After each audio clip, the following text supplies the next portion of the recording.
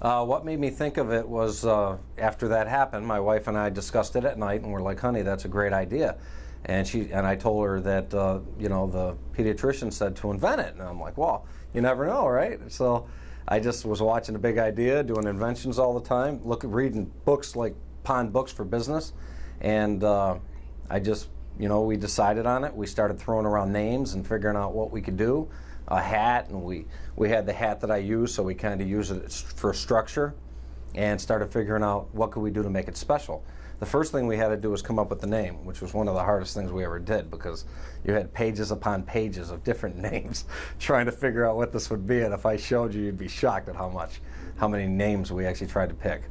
And then all of a sudden, days and days went by, and we kept thinking about it over and over, and we started figuring out what would make this special, because it's a hat and an ice pack. So what would make this special that it's just not a hat and an ice pack? So I started thinking, well, it's a character. We can make cartoon characters.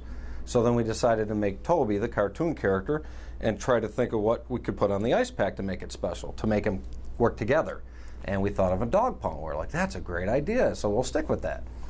So we just thought of something neutral. At first we were trying to figure out what kind of character would work for girl and boy, because we didn't have a lot of cash.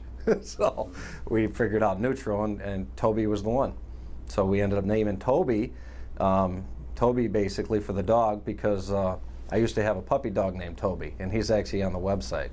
And we didn't even try it. It just started looking like him, and we said, oh my God, it's got to be named Toby. So we did it.